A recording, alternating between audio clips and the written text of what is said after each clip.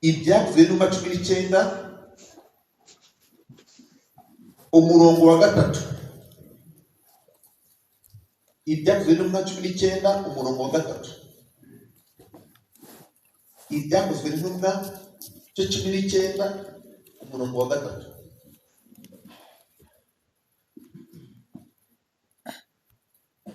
Arababaza ati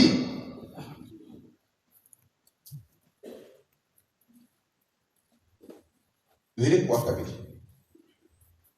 Arababaza ati mwahawe umwuka wera mutangiye kwizera.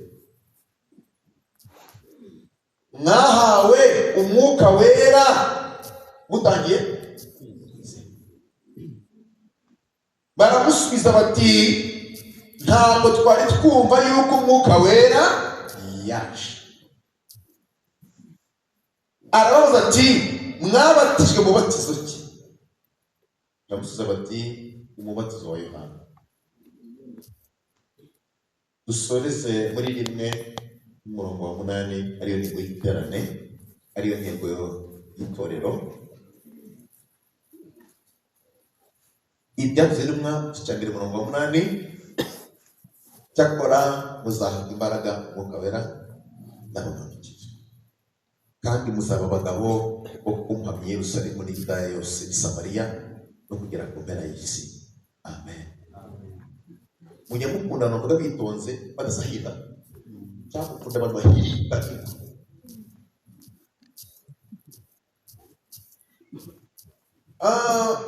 Satani agira office eshatu akoreraho. Niho ngiye guhera. Satani agira biro eshatu akoreraho.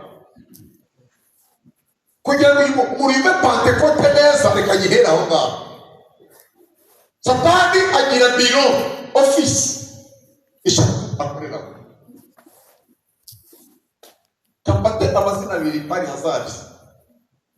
Wapa washimye kuzina sinagibye. David Jena wambaye neza cyane, wambaye bahengera wambaye neza. Witwa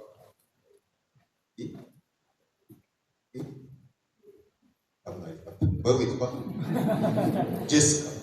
Niko witwa bila ifata angire kana wapata singe kwipana. David na Jessica amazina ndayakoresha kugira ngo nsobanure gusobanura neza. Satani agira biro eshatu akorera. Biro ya mbere ninje ahiganje. Biro ya mbere tanakoreramo ninje kandi ayibamo ahiganje. Ahiganje ahantu hambere yifuza kuba ni muri nje kandi akaba muri njyewe ahiganje. Ahiganje. Satani kugira ngo abone David neza nuko aba muri nje. Niyo hantu hambere ashakisha kugira ngo abone umuntu neza. Jessica kugira ngo akore neza azashaka uburyo atura muri Jessica ngo yice Jessica.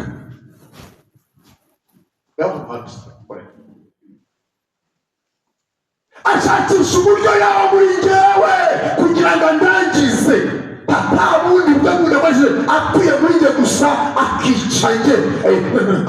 Naramuhaye uburenganzira naramwihaye akanyinjiramo ntabwo ashaka njye. Biro ya kabiri. Biro ya kabiri. N'abantu ba bugufi, n'abantu banjye ba bugufi. Shitani iyo nshakishije ntabone ntabwo ajya kure, akambika ahantu hafi. Umuntu uzi kwegera cyane, umuntu uzi mubanye buri munsi baba barimo bamurashaka yambaye inshuti, uriya muntu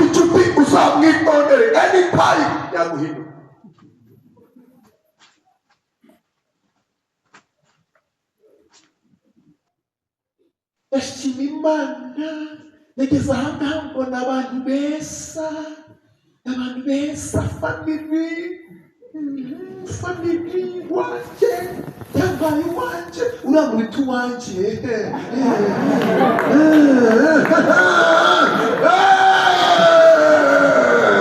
uramurita uwanje umushi shitani yakubuze azakunyura.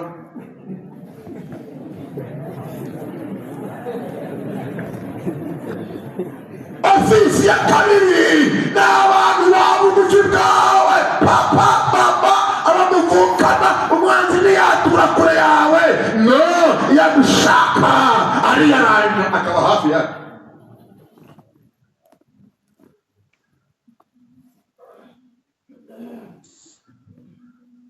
hari abantu benshi bava gusenga bagize ibihe byiza bagera mu rugo bagasanga shitani yakambitse mu mugore akamera nk'utasenze.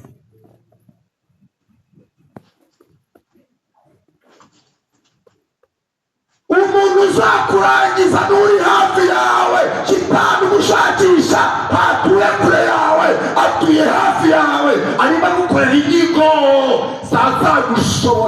zazagushobora ugomba kumenya kumurwanya na tekinike zamurwanya izo arizo. iyo akubuze ukamukokesha ntabwo ajya kure ajya hafi.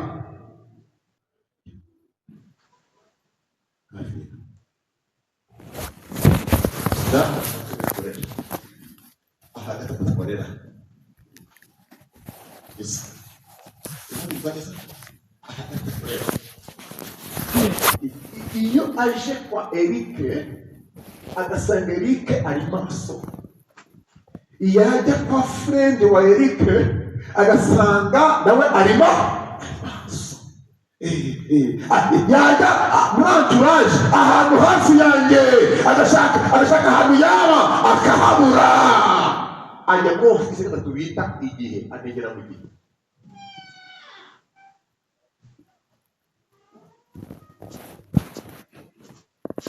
ukora kwicaranye muhanuriye nubwo ubuhanuzi ugiye guhanura atari ubwawe buvuye iwanjye, mubwire ngo nta hantu wakwepera igihe byanga byakura igihe kuzahura.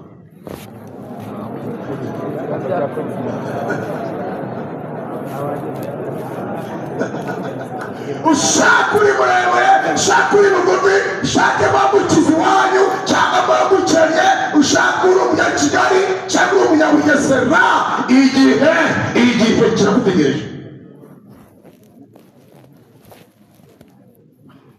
kandi uri mu gihe arazwi yabwiye Yesu ngo nkubuze uyu munsi nguteze ikindi.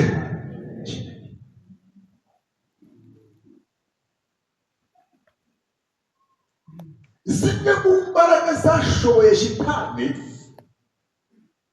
zimwe mu mbaraga Bibiliya ivuga zamubashije zikamushobora iwanjye, zikamushobora muri bene data, zikamushobora mu gihe izo mbaraga zamushoboye zikamutsinda hatatu akabura ahantu aba akazerera n'izo mwuka.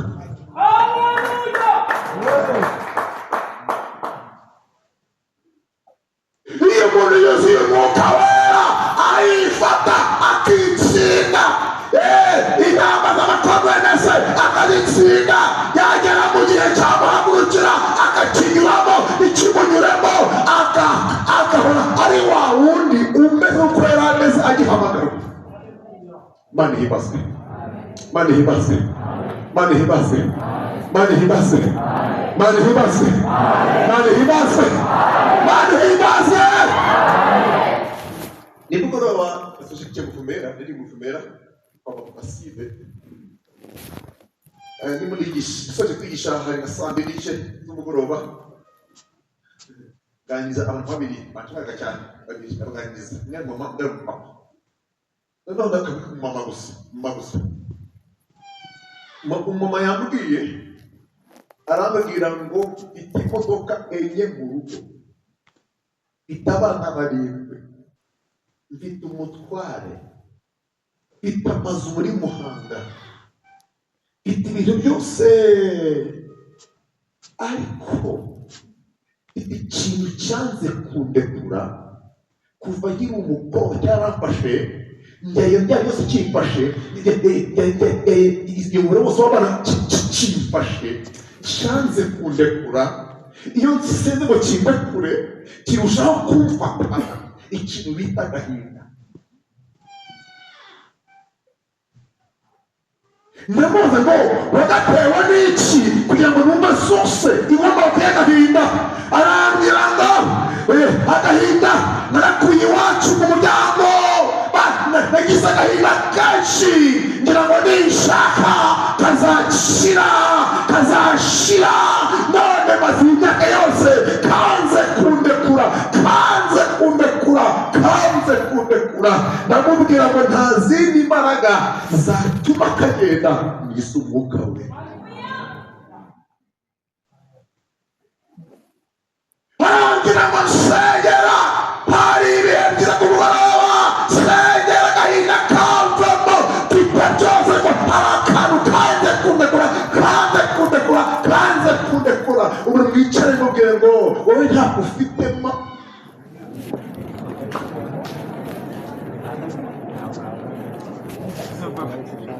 umuntu yambaye neza yiga muri wara ariko agendana agasoftware k'agahinda kanze kumuvamo.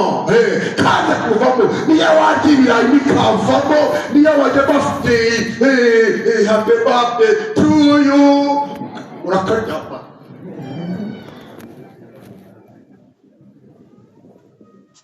ikintu cyanesheje ku mugoroba turamusengera ako kavuna muheto turakirukana kana kugenda turasenga turashimikira dushaka Imana. tugiye kumva umudamu aragitiye aravuze ngo ni abarazamutse abaranyeganyeze abarazamutse ararira igera guca turamureka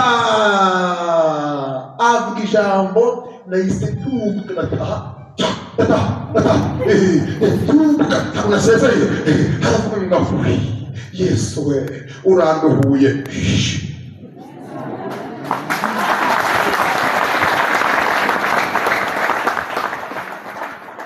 shitani ni umugome kandi ni umutekinisiye, araguhigira hasi no hejuru, ntacagora ntacika intege. oya umusiga uyu munsi yakurindira isho aho yakambika hose, niwuzura umwuka we uzamunyuraho ukomeza urugendo.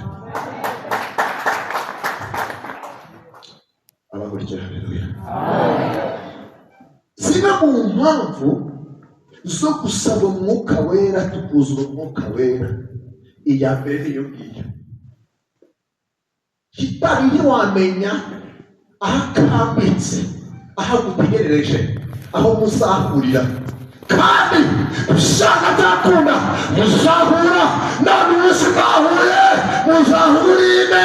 ufite iki? ukwiye kwibikaho imbaraga zamutsinze kuva muri acte za potre ukakurikirana kugeza uyu munsi, arizo mbaraga z'umwuka wera. iyo mbonye abantu bigira batya mwuka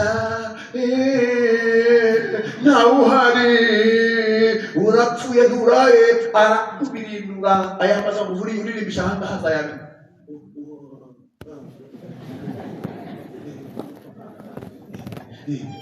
ntabakabura kuririmba, ntakaba no ikimukana ni ukubona umuntu yuzuye umwuka.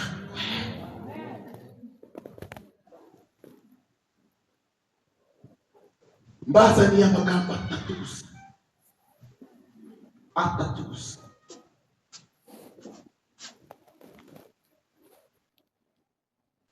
kugira ngo umuntu ahabwe umwuka wera, bibiri musaba gukora ibintu bibiri gusa. kugira ngo umuntu ahabwe imbaraga z'umwuka wera, cyakora muzahabwa iki? kugira ngo umuntu ahabwe imbaraga z'umwuka wera, bibiri musaba ibintu bibiri gusa, ntabwo ari byinshi. bibiri gusa. bano bigishwa twasomye babanye na Yohana, babanye nawe. Yohana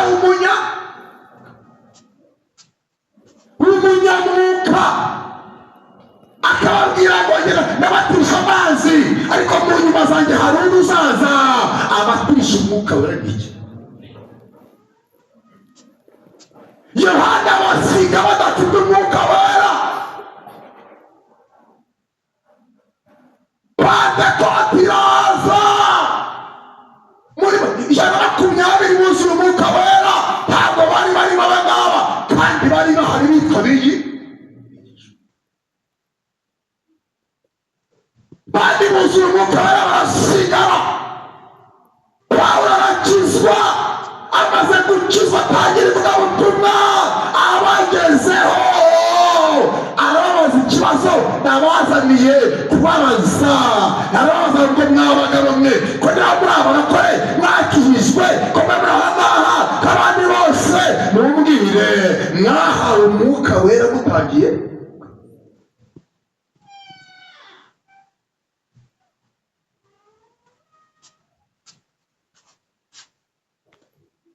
Kodea umeze nk'ababatijwe mu mazi menshi, mwahawe umwuka wera mutangiye kwizera. Mwahawe iki? Iki kintu mwahawe mutangiye inzira yo kwizera. Mwahawe iki? Mwahawe iki? Mwahawe iki? Mwahawe iki? Mwahawe iki? Ikintu cya mbere Imana iha umuntu ihamagaye, imuha umwuka we. None mwebwe mutangiye kwizera, mwahawe iki?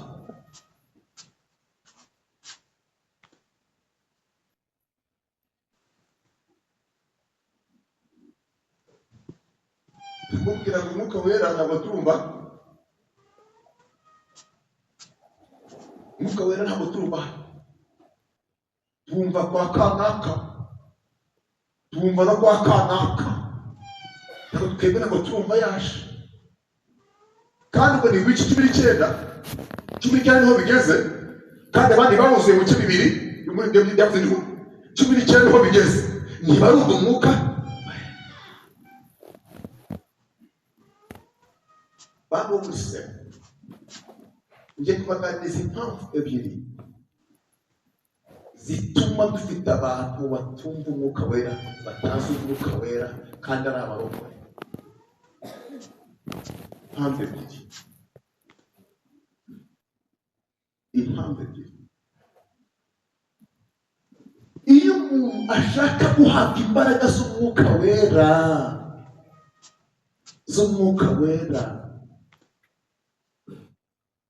agomba kugira icyifuzo gisohoka mu idini kinjira mu itorero.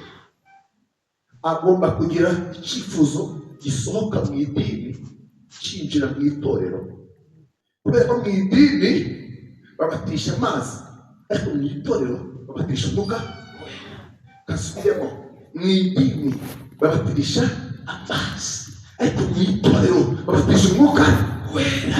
Iyo umuntu yifuza guhabwa imbaraga z'umwuka wera, akabwira icyifuzo gisohoka mu idini kinjira mu itorero.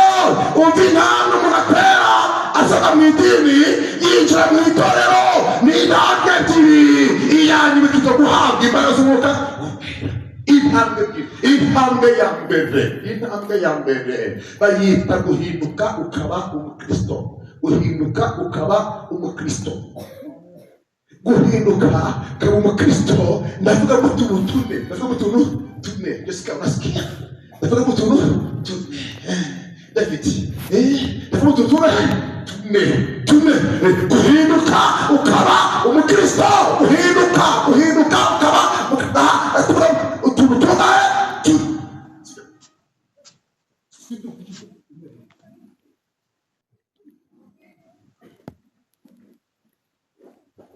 Kugira ngo umuntu ahinduke aba umukristo, kuba apana kwitwa kuba umukristo. Ni ibintu bine bitabaye ntabwo byashoboka. Icyambere kugira ngo ube umukristo ni icyemezo cyawe wifatira. Ni icyemezo cyawe ugira gute wifatira. Kugira ngo ube umukristo ubewe bikomeka mu cyemezo wafata.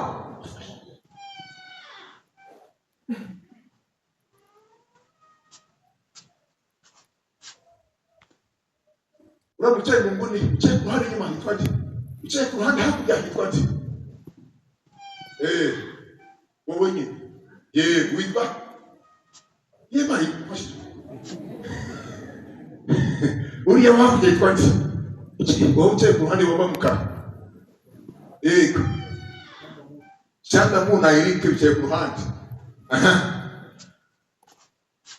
kugira ngo umuntu abe umukristo bitangirira ku cyemezo.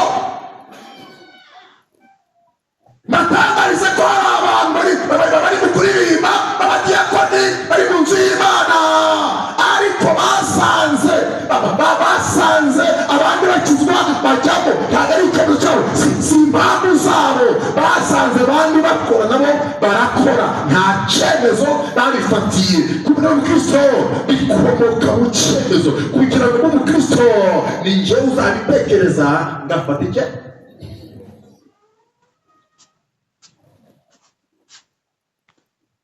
mu bintu Imana ikunda.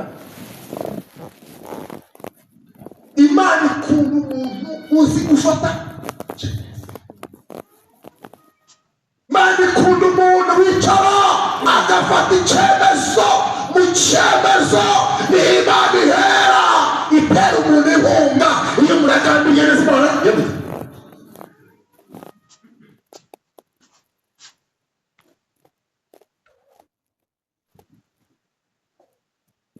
batangarize ko hari abantu bicaye hano, kuba bicaye si icyemezo cyabo, oya basanze basenga n'abagira bati si icyemezo cyabo.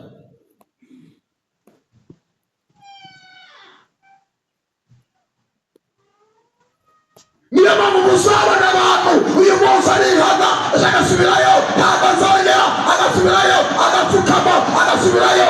Kuzerera kose mu bintu by'Imana guterwa n'uko ibintu yajemo nta cyemezo.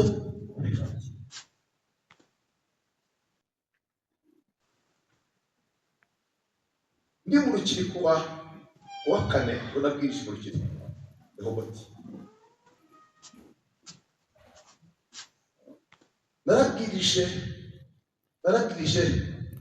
hanyuma umuntu maze kwihana babwira ntagari inkuru mbahaye, ndashaka kubaha isomo. Ari hano arambwira ngo Imana ibabarire, maze imyaka 8 ndi umuririmbyi usambana. Imyaka 8 umuririmbyi usambana. Uzi ikibazo suka tatura, suka datsirwa. Aha no, nuko ubuzima yajemo ntabwo ari icyemezo cye, ntabwo ari icyemezo ibinahagazemo. Icyemezo si icyemezo yafashe, yarabisanze abijyamo, ntabwo abitekerezaho gafata icyemezo. No, ntabwo ushobora kuba umukristo mwiza atari icyemezo cyawe wifa.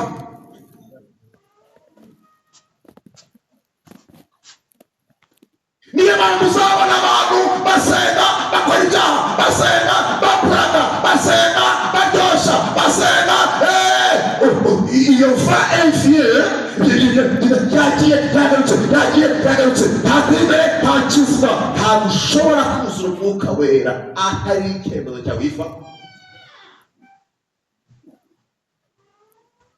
Abakurikiye mwese kugira ngo uvuga ngo amen. Mwikirize amen. Mwikirize amen. Mwikirize amen. Kugira ngo tuzabone umukobwa w'umurokore mwiza. N'uwo mukobwa wabitekerejeho akabijyamo, ari icyemezo yafashe ku giti cye, nta gahato gahari.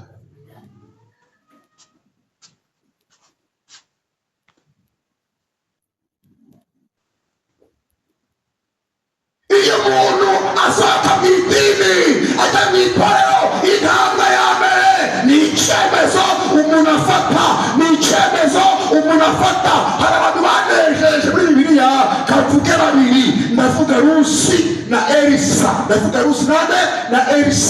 Rusi na Naomi. Rusi mu gihe igihe barimo basezerana Nawomi agiye gutaha, umwe yaratashe, Rusi aramubwira ngo Nawomi nakurebye nkubonamo ikintu cyihishe, nakurebye mbona kubana nawe byangirira akamaro, nakurebye mbona ngutaye nazarimbwa, nakurebye mbona n'isubira iwacu nzaseba, nitujyana uzahirwa, nabibonye neretswe, nakurebye nkubonamo ikintu cyihishe.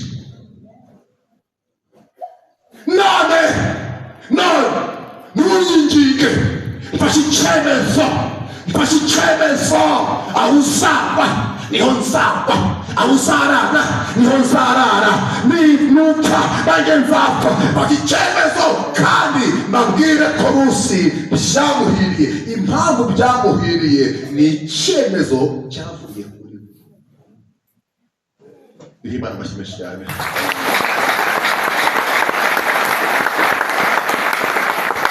Ntushobora kuba umunyamwuka atari icyemezo cyawe, atari icyemezo cyawe bitavuye ku cyemezo cyawe. Kujya kuba umunyamwuka ni wowe ubitekerezaho, ukabishyira mu mishinga, ukabipuraninga, bavuga ngo ngiye gushaka umwuka wera, ngiye gukizwa, ngiye gusohoka mu idini. Dufite abantu benshi basenga ariko bari mu bintu batafashe icyemezo, niyo mpamvu bahuzagurika. Iyo umuntu afashe icyemezo cyo gukizwa, Imana iramuhira.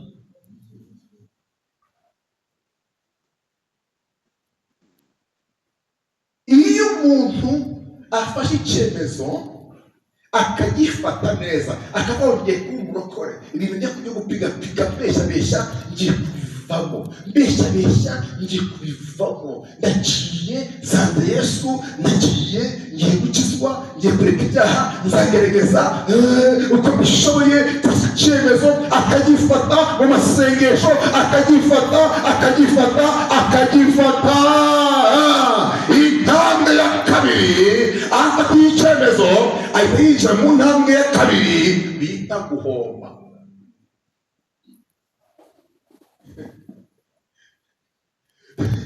Abantu bose bagambiriye ko abakristo barahombye, hari ibintu bahombye byari inyungu. Paul yaravuze ngo ibi byari inyungu zanjye, byabereye ikibazo. Ugisohoka mu cyemezo cyo kuba umukristo uhita ubona lisite y'ibintu ugiye guhomba. Ibintu ugiye guhomba birimo abantu, birimo ibintu, n'iki n'ibintu. Babandi mwamburaga uhita ubahomba, babandi mwataraga sitori uhita ubahomba. Uhomba abantu ukanahomba ibintu. Guhomba niyo ntambwe ya kabiri yo kuba umukristo. None umuntu arahombye, yakishijwe ryari?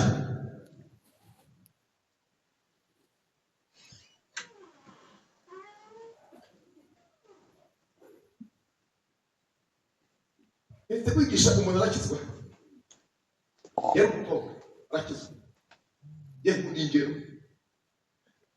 n'abahanga mu kubaza barakuvuga ngo usobanurire utanga igihe. Niko babaza muri Imana, twabaza uvuga ibintu birimo n'iki.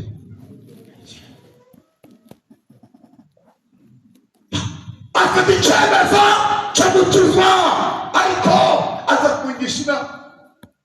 Arambwira ngo ndabura amezi abiri kandi umuntu tugiye kubona ubukwe ntabwo akishijwe n'umupaga. None ndakizwa mbe n'umupagani wanjye. Munde bandambwire hari ibintu byamwikora kugira ngo nzamusengera, ngo nzamuhindura.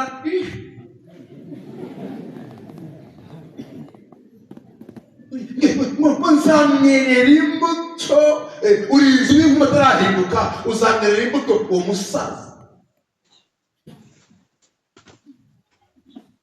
Harambwira abagira inama, nande ko yigishwe, dore ngo muri uyu bukwe haba amezi abiri, twese batajya gusohoka. Bigenze gute?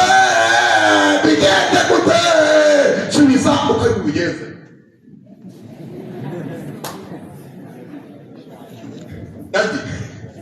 Dadi subiza. Nuko bw'amezi angahe? Abiri. Kandi uwo bana umupagani ntakishijwe. baragisangira byose, none afata icyemezo cyo gukizwa, kandi imbere hari ubukwe, hari n'umuntu. Daddy, what advice can you give her?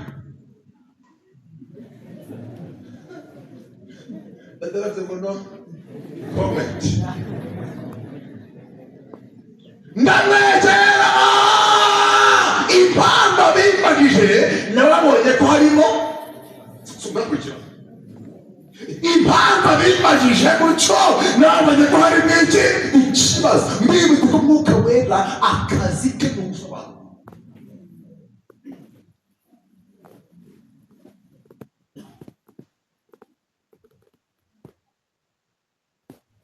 Ihangane bagaragaze narusiye bimvuriye.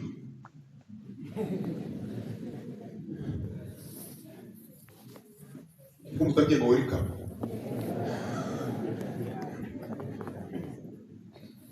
Turaganira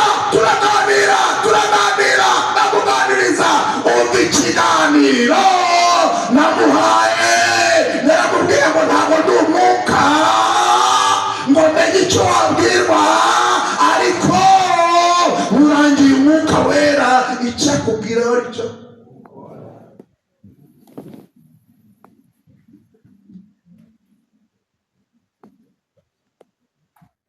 Harambwira ngo nta kindi mubaza, ndumva umutima wanjye umbwira kubihagarika byo.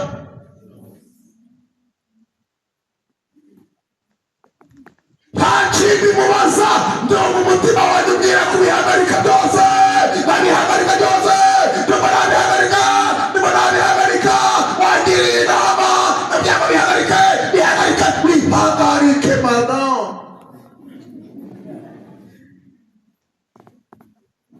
Aragenda bikoze iwabo, dore imihini, dore imigeri, dore amakofe, dore nyoko, dore induru ziravuga muri karitsiye. Mwana wacu yasaze, mwana wacu yishe ubukwe, mwana wacu mubwire ngo wahombye iki, mubwire ngo wahombye iki, mubwire ngo wahombye iki. Biza nk'abana gutyo utarakizwa harabikoye birabizana, ndi umurokore ntabwo uriwe. Mukobwa naramukunze, arara mu cyemezo, aravuga ngo ngiye gukizwa. Musore mama mwajyaga afata icyemezo, hirya y'icyemezo ugomba kwitegura guhomba byanga. Niwanga guhomba ntabwo wahabwa imbaraga z'umwuka. Niba mwaranze guhomba, Umwuka Wera yarakubwira ngo kiriya kintu kireka, uriya muntu ureka, bireka. Nimugakabye nzabana nabyo kandi nakizwe. Ntabwo byakunda, ntabwo byakunda.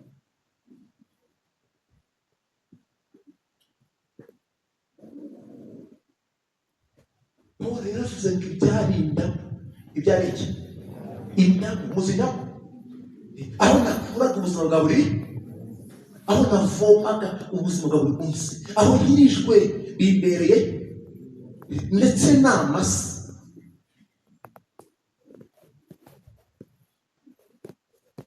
None uyu munsi Serafina wo muri korari akura na Kijumba w'Umufilipi. Serafina wo muri korari ari irira na Kijumba zamwerera imbuto, zamusangira Imana imuhinde, ntabwo namureka ngo barabuze.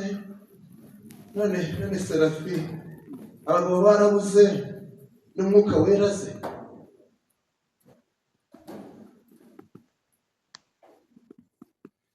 Mana n'Umwuka Wera hanyuma Kijumba ze.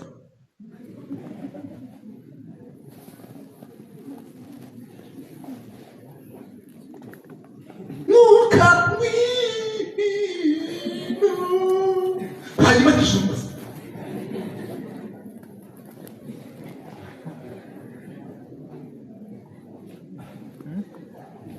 ibintu byarivanze abantu banze kurekura ntabwo byakunda ko wakizwa utemeye guhomba. Abantu bose bakirijwe bazakuba umuhamya usanga byakunda. hari abagabo bafite akazi barakareka kubera gukizwa, atakaza akazi. abo mwasangiraga utuntu twose urabahomba. none uyu munsi hari mwasangiraga ibiganiro, muracyaganira nijoro saa 8 kijumba uri gihugu.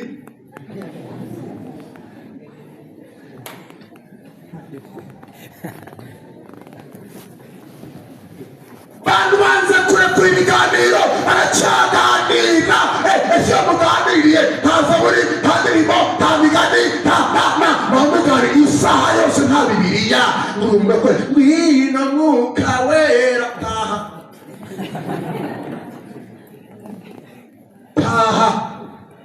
ireshima. umwuka wera niwo abantu bemeye guhomba, bakemera guhomba, bagashiriza. ndahombye ariko urwo mpombye umwuka wera azacumusha, azama abandi bantu bangiriye akamaro. rekura utemeye kurekura, impande izavuga usigare gutyo. patekate hariyo abantu bose niyo bahombye, niyo bahombye. hararyatwa twategeka kuganira ibiganiro bana na sipi na mama, kandi ibiganiro byabo byari byiza.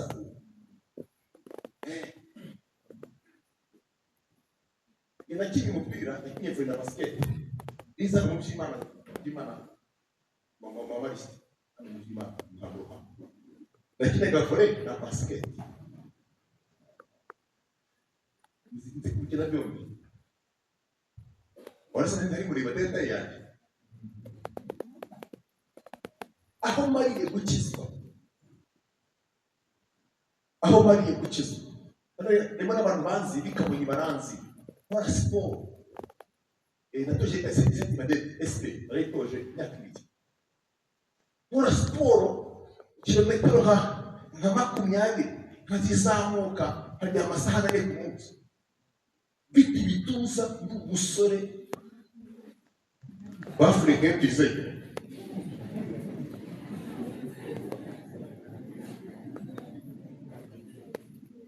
kina basiketi na kutabaro rajya twigira nari umusore kandi mu bintu byo upira umupira manza umupira akira bihe mani musiraza ganda badaka tata wakakoa ngorera bari umupira bifemo ni uwongeza gutabagura umupira cyacu cyacu. uyu munsi ndahagaragara abantu bakina fore, bakina futu, bakina basiketi nkabareba gutya. ntabwo nakora gusa naho utavuga naho none wowe kishe mu bice bw'ikijumba mu bice bw'iki we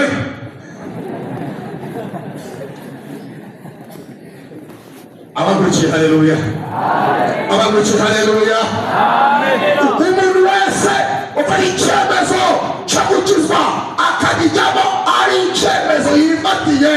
ahantu ahingukira ni mu guhomba. imana iguhabiza ibintu ugomba kureka. niba ntabyo wawe ntabwo aho winjiriye ariho wagombaga.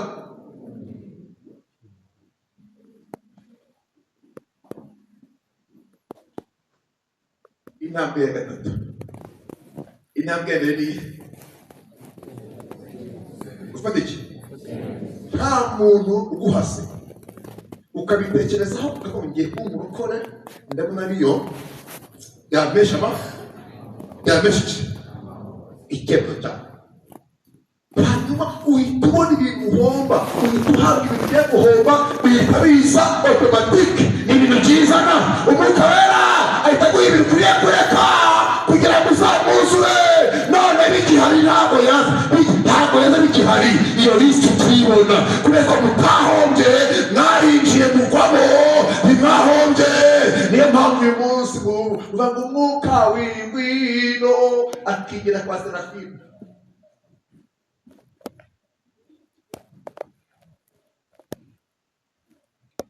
Rero shimwe urasanga umukozi w'Imana yuzuye umwuka wera, umukozi w'Imana hereza kumwe mu gikoni tuzi cyumba section party kuri umuryango yarizuye umwuka wera ari mu gikoni atetse.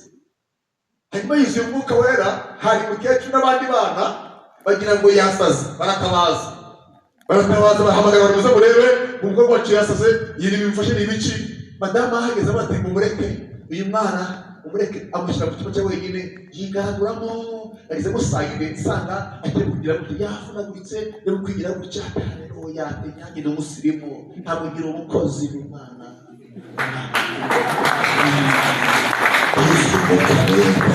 Amaze igihe abishaka, amaze igihe abikeneye, hari ibintu yemeye guhomba.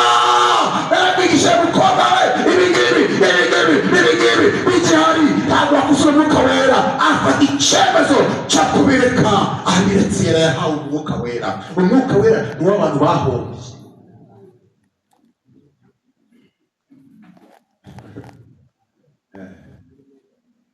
Iyo umaze guhomba induru ziravuga, wabaye iki, wasaze, watunguye, byagenze bite? Ko wari muzima warwaye ryari? Ko wari muzima byagenze bite? Abantu barashike iyo kintu cyabaye, ariko ikamubwire ubwami bw'Imana nubwo wari wemeye guhomba, niba nta kintu wahombye, ntaho wavuye, nta naho.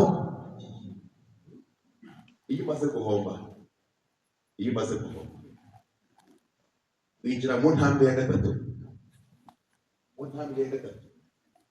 Iyo umaze guhomba watangiye ari icyemezo wafashe, none utangiye kugenda uhomba. Umukristo wahombye ufite ibintu yahombye, niba umenya gufata neza umwuka wera ko byaraguhenze. Niba warahombye, ibyo bintu ugiyemo birahenze kugira ngo ubigeremo. Wowe warahombye, ni ibintu byaguhenze, byakwambuye abantu, bikwambura ibintu. Hari imyenda mwambaraga wigeze umurokore kera umusanzu w'imyedini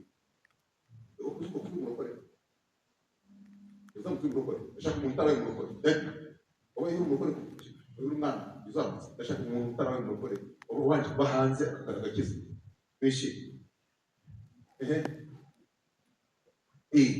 Wigeze uba hanze cyangwa wazamukiye? Kugira ngo uzi umuntu ahagaze nkazamukiye. Nakubonye itubwira izina.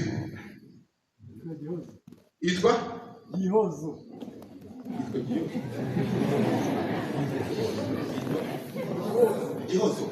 Giho hagarara ngo aya masegonda ya 50 utubwire ngo ari ibintu nahombye byari bisa nkiri imbere. Uyu munsi narabihombye, kandi impamvu bihombye ni ukubera agaciro k'ibyo wajemo. Tugere nk'ibiri bihombye gusa yatafashwe kandi ziraryoha. Bibwira inzu ko ziraryoha, bivuga ziraryoha bien. N'ubusambanyi si ibiryoha nabyo? Uretse ubusitani bwose Bishombi yarabihombye, yarabikoraga, byari ibyishimo bye. None agiriye mu gakiza, hari ibintu yahombye, kandi kubihomba ntiyarebayo, ntabwo yarebayo. No, ni icyemezo yafashe, mbivuyemo, ndagiye, nemeye kubihomba, ndagiye. Ubwo none babikora bari bose baraho. Uyu munsi nta mwaganya amagambo abiri w'iyo ngiyo. Urebye urumva atarahombye? Jessica ahombye.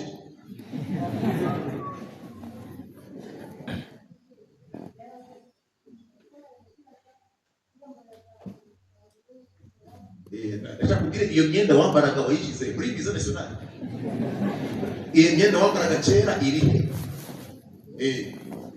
urayire tuyishyira naho ushaka yarayiretse ntagaciyambara yihaye ingurube uyihaye abandi shyari byiza ntiwarubereye rugataye sawa.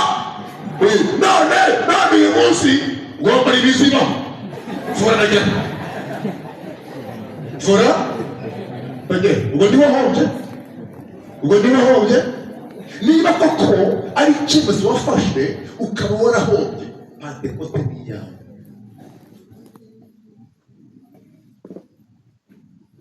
cyangwa byakunda ntabwo waba mu kirakore n'ikintu uhomba kiba gito kiba kiri urahomba. hanyuma iyo umaze guhomba winjira ahandi hantu ngenda gusoza wicaye barazi hano nanjye byangoye kuza n'amazi. iyo umaze guhomba winjira mu yindi ntambwe ari ifite abantu benshi mu kirokore intambwe bita kubatwa n'ibigezweho. kubatwa n'ibiki? mu mpamvu zitumye abatuzura umwuka wera n'impamvu y'ibigezweho. kujyana n'ibigezweho, kujyanisha. basore bagiye mu iterambere nabo ni misi ura misi ura misi bitaka bindebe n'amabuye.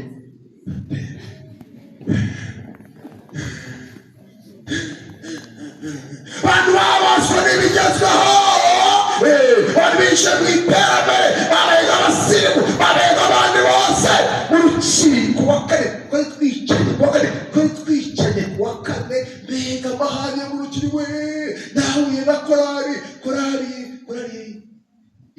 isheri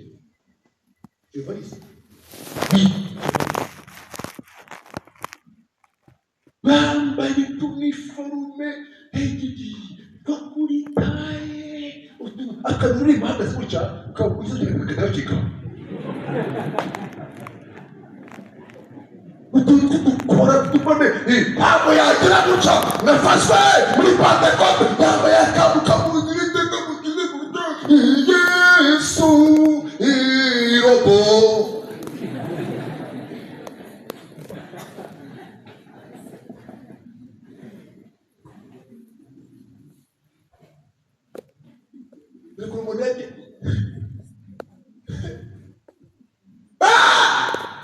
bantu bajyanye n'ibigezo.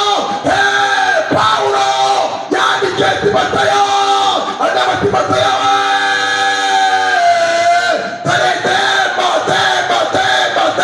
tema yaransigiriye kubera ko yakunze igice.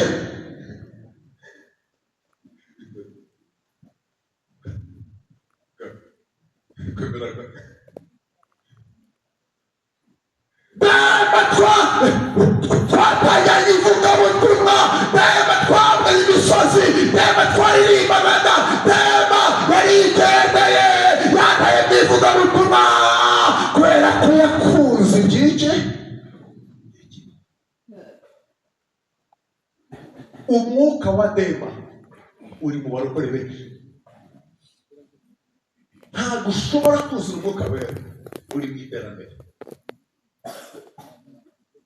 kandi igitangaje n'umwuka wera yaje azana iterambere. n'umwuka wera yaje azana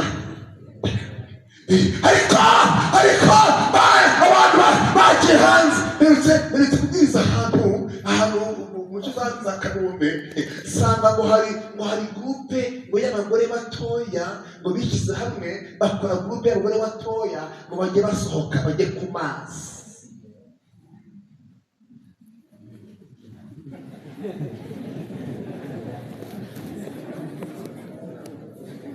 abagore batoya bakoze ikimina cyo kujya bishyira hamwe bakajya hehe ku mazi.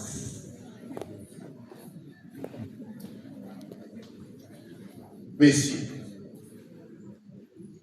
Bishanga byakunda no kujya ku mazi, ibera ku mazi urabizi. Bishanga byakunda.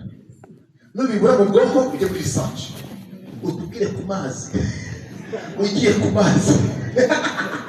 Utwaye shiri wawe ku mazi. Nagiye ku mazi.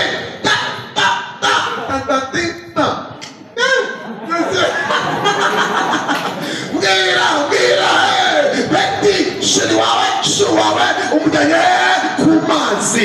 Mugiye gusohoka mugiye ku mazi kurya ibyanyu n'amahagaze hejuru mugiye ku mazi uwo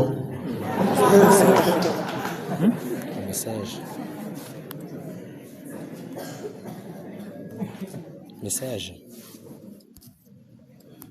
barutse kugisha ahantu kandi kwera itorero ry'abanyamuryango tukanda hano bafite bayirasanga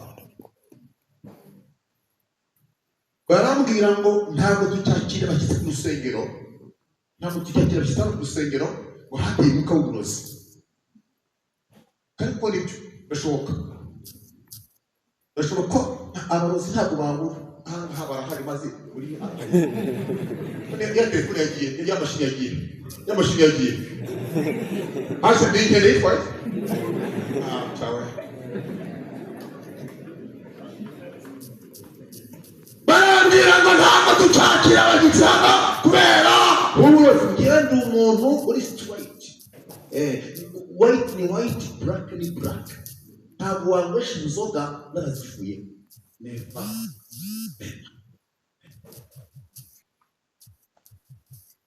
Barambwira ngo ihangane tukujyane aho twakirira. Yahagira ngo ni mu rugo k'umukiri kandi aho hasi hari abakristo baturiye. Ngira ngo ni mu rugo banjye mu modoka banjyana muri hoteli. Nihinduka muri hoteli bitambona abagore bambaye utubikini n'utuntu bahagaze muri pisine, hari n'umuziki bigira batya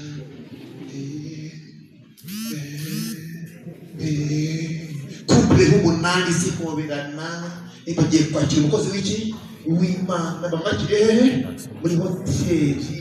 Ariko nanjye n'amafanta ndeba mbabona y'umugore yigira gutya n'amata y'umugore miragura fanta nanjye ndeba gutya ndeba umugore. Mubwije ukuri ko bahanzanye kabiri madamu yabo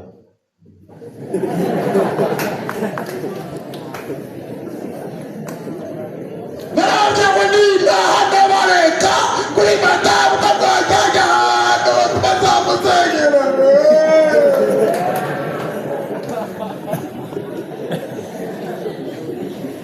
Ntakiri bitwaye kabimenyereye ayiwe kitani utekini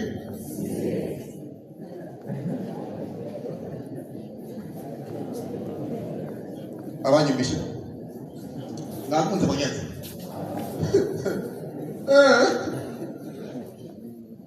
ndababwira ngo abari muzana hano iyi pisine nitakwambura umugore izakwambura umugabo, nitakwambura umugabo izakwambura umwana. Abayirimo barayimenyereye ni ibintu byabo. Ntabwo namenyereye kureba abantu bambaye ubusa. No ndeba ubwanjye.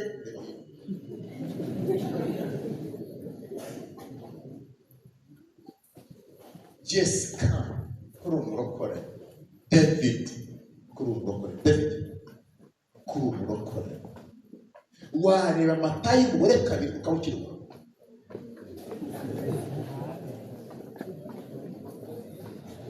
David asa wareba ugiye kureba video, ntabwo ari audio, ni video, ni face to face. Ubwonko ntabwo ari ikintu wakontorora. Ubwonko iyo bwakiriye burakira nta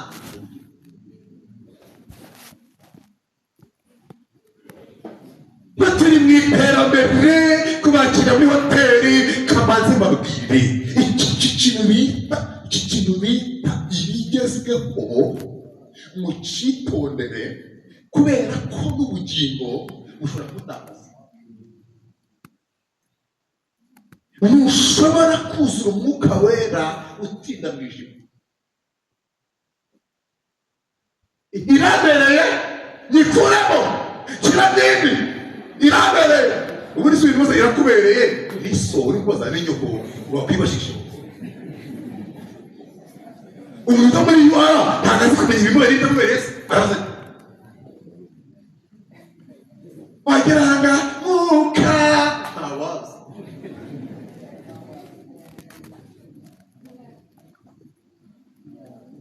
Ntabwo yasa kubera ko umuntu atinda asa.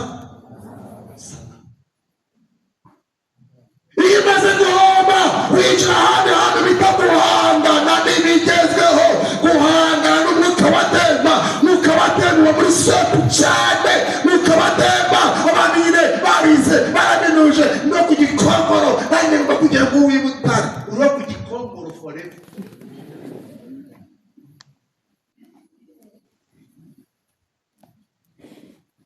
Abanyamwuka umurushaho umwuka wera yirinda gukunda iby'iki gihe, abireba hakurya.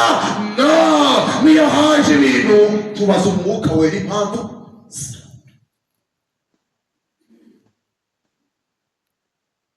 Agace ka nyuma gasoza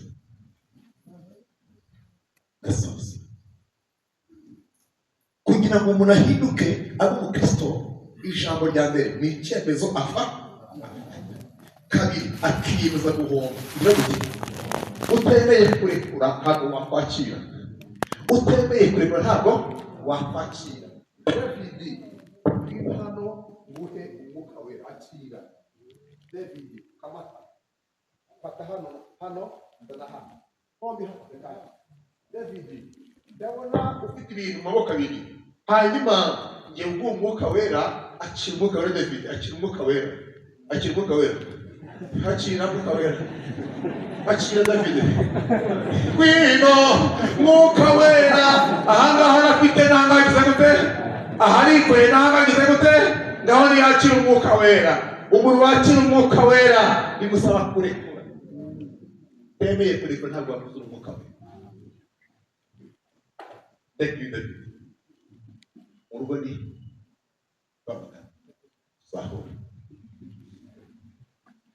agace ka kane babwiye ko icyemezo kwemera guhomba kandi kujyana n'ibigezweho.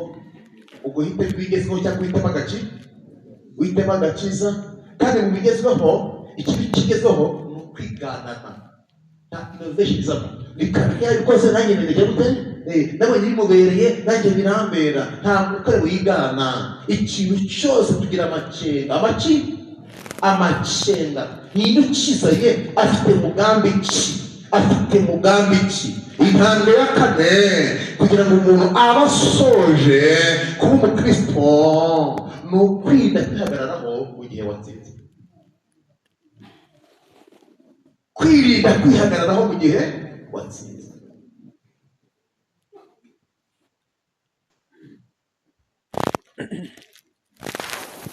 Umuntu utagora Imana, niba ijambo ryavuzwe ugatsindwa ntukarebe ko umuririmbyi. Impamvu watsinzwe ni ukugira ngo ugutsindishiriza akubashije.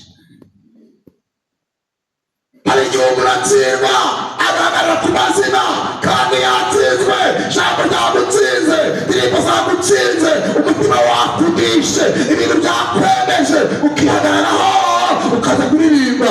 Hari umwana kumva uri kurara yiremera yarambwiye ngo maze umwaka wose ntaririmba, none ngira inama nanze kuririmba. Abantu barambaza kutaririmba habaye iki?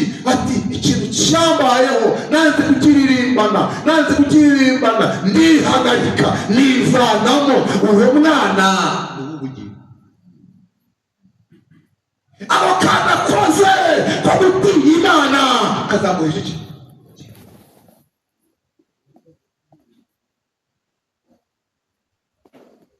No n'abandi umuntu akora ibyaha akajya kuririmba, akora ibyaha akajya kubwiriza, akora ibyaha yanacibwa akiha. Umuntu ushaka umwuka wera agomba kugira umutima ube, agomba korohera Imana. Mvuze ibintu bine: gufata icyemezo ukaba uri umukristo ari icyemezo cyawe wifatiye, si impamvu ziwanyu, ni ibintu bikuriho kubera icyemezo cyawe. kandi iyo ufite icyemezo cyo gukizwa byanga byakunda uhabwa lisite y'ibintu ugomba guhomba. iyo wemeye kubihomba winjira mu bigezweho, ibishuko, kurikisha oya ukabibwira ngo wasiwe narabatuwe najya mu ijuru niho ndeba. wimbwira ngo ndi mwiza, ntabwo ndi mwiza wo kubera isi, ndi mwiza wo kunezeza Imana. kandi cyangwa gutsindwa, ukemera gutsindwa. iyo usoje ibintu bine mvuze winjira mu gika cya kabiri bita gukora. warangije kuba ugiye gukora. kirazira gukora utabanje kuba. urabanza ukaba umukristo ukabona kwinjira mu mirimo ukuba. ukajya kubabwira umwuka wera ni uw'abakozi gusa.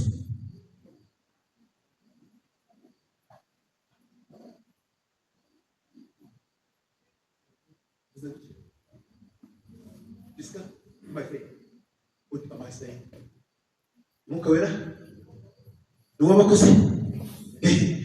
ntabwo umwuka wera waguhaga wicaye nta mirimo ugira. no, iyo usoje kuri umukristo uhita uhabwa kategori ya kabiri bita gukora umurimo w'Imana, kuwukunda ukawukora. ndavuga ibintu bibiri muri uyu murimo. ndavuga iyo umuntu ukorera Imana agomba kuza afite ibintu bibiri. icya mbere, Imana ikeneye kuwe akora n'ibyo bigakora. njyewe Eric ndangije kuba umukristo, hanyuma mpamagariwe umurimo w'Imana kugira ngo imirimo mukore, njyewe ngomba kuwukora n'ibyanjye bikawukora. dufite abakristo baraje ariko ibyabo babisiga mu isi. icyakora amajwi n'amaguru birahari ariko amafaranga yabo ntibajya bayazana. kugira ngo umuntu yuzure umwuka wera, izi kondisiyo ebyiri zirebwaho. agomba kuba ari umukristo nta kubeshya. kabiri, akora umurimo w'Imana. yaba we arakora, yaba n'ibye birakora, yaba we arakiranuka n'ibyo bigakira. none uyu munsi iyo buruse yaje ni umucarage waze ngo buruse yaje ni hantu hambere ujya amafaranga yawe yakora iki? iyo buruse yaje mumbarize gutya, buruse yaje amafaranga buruse yaje ikintu cya mbere ubwira ni iki dukora ni iki? David ntabwo kunosubiza ntukire subiza Messi ngira. iyo buruse yaje ujya kureba urukweto, ujya kureba ipantaro, wireba hasi, wireba hasi uhita kureba. utekereza ibintu bitari mu Imana. ku cyumweru ukaza kuririmbira Imana n'ubusa wayimaze nta ntandi wayihaye. yaguhaye nk'igibutare, yaguhaye guhabwe buruse, yaguhaye gusa guhembwe. none urayihembwa igashira mu makanzu n'amajipo. umurimo w'Imana ukawushyira inyuma. wagenda gutanga ugatanga wiganyira ngo hajya ibintu ushyiraho ibindi bahora batwaka. ese dukora hejuru urakora, utemeye gukora taha. kugira ngo umuruzi w'umwuka wera agomba kuba ari we arakiranuka n'ibyo bigakira. icyo Imana yaguhaye bigomba gukora, nawe ugakora. nibyo ukwiriye guhabwa. ni ahangaha ngeze. umuntu ukwiriye guhabwa ni uwasoje kuba akaza gukora. guhabwa. muzahabwa imbaraga bande?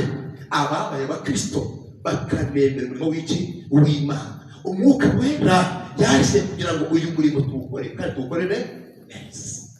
Soreje, bye bye, see you next.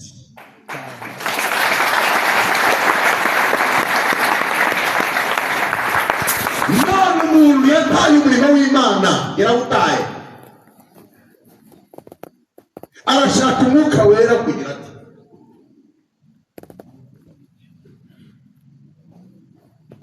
muri segonderi yakoreye Imana, ageze muri UR aramireka, none Pentekote yaje, Imana mu mwuka wera ntawe yaguha, iyo uguhaye wajya kugura ibirayi.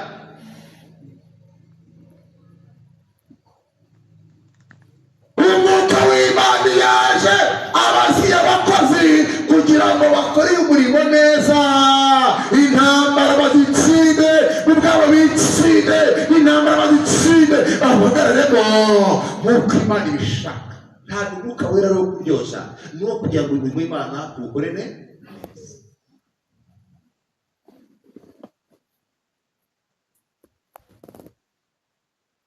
None uri mu nzu y'Imana nturakizwa, iguha umwuka wera, yahuguhiteze wabahise ukizwa nabi, iguha umwuka wera, ntawe wabona. Umwuka wera arahetse, n'uwo bahirimbanye, n'uwo bashakishije, n'uwo bakubetse, n'uwo bahonje, n'abawushatse, ntabwo bacuzemo, batanze ibyabo, bamwe baritanze, bari mu murimo w'Imana, baritanga, baraboneka, barazana batagira umwuka w'Imana, ni uwabo ngabo. Abandi mwese Imana izavuga akandi wabo, akandi wabo, batagira iwabo agiye mu gihugu. Adusenge Imana ibishimire.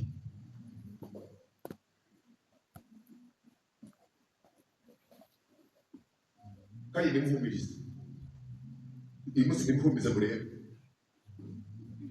ngiye gusengera abantu babiri, mwese murebe, ntihagire umuntu uhumiriza. Umuntu ushaka gusengera agomba kuza mumureba, agomba kuza akamusengera mumureba.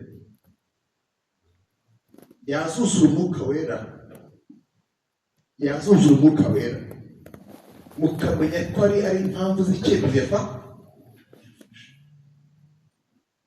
Yazuzura umwuka wera, mukamenya ko ari ibintu yahombye mu buzima bwe. Yazuzura umwuka wera, mukamenya ko hari ibintu yabitse byari inyungu, ku mpamvu z'umurimo ntiyabyikoza. Kandi yazuzura umwuka wera, mukamenya ko nuko yemeye gutsindwa, agatsindwa bose bareba, akemera guhaguruka, akemera gupfukama, hari umusepiye, akemera igisebo, akemera gutumujyaho, kandi ari umuntu mukuru, kubera ko yatsinze, ariko atabutahana, atataha gutyo. Oya, umwuka wera ni uwabo ngabo.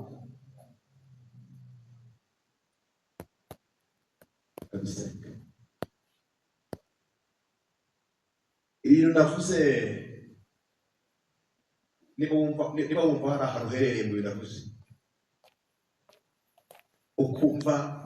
ukumva ukeneye umwuka wera, ukumva iyi Pentekote itaba amateka yaba ubuzima, hari ibintu ukwiriye kubanza gukora.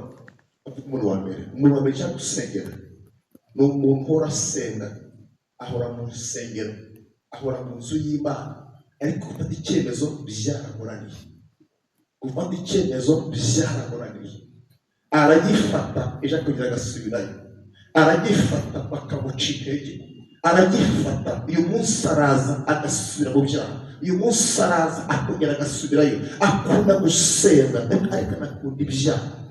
Nta mbaraga arafata, nta mbaraga arabona zo kureka ibintu byamubase, yabuze imbaraga zabyo. Uyu munsi ni umunsi wa Pentekote, ni umunsi wa 50 mu gihugu hose, bari mu giterane. Aya masaha ndagusengera, hanyuma ntaye n'amasaha arafashe, tekereza kuri ebyiri.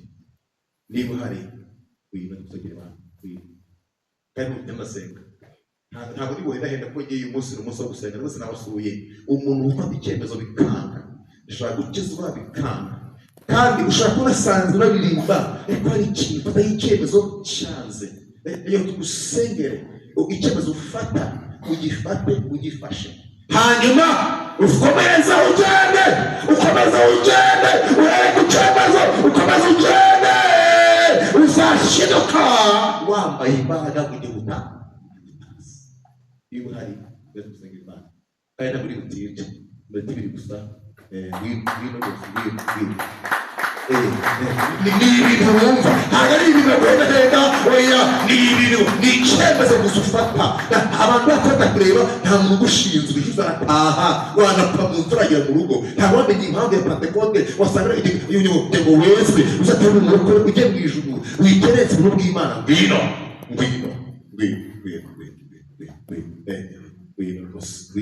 ntabwo turi buririmbe, ngwino iyi Pentekote ibereyeho wowe, iyi Pentekote iziye wowe, niba wikeneye abandi ni ukubesheresha. Niba nta cyemezo wafashe, ibintu ugiye userera, waje wagiye urafangafanga uririmbye wasamenye wagiye bagarutse uri mu cyaha uri bigiri, ntabwo byavamo, ntabwo byazavamo. Fata icyemezo ugifashe, uva ngo ndinjiye cyangwa ndasohotse. Ngiye gusenga narangije, bari mu mugisha, bari mu mugisha.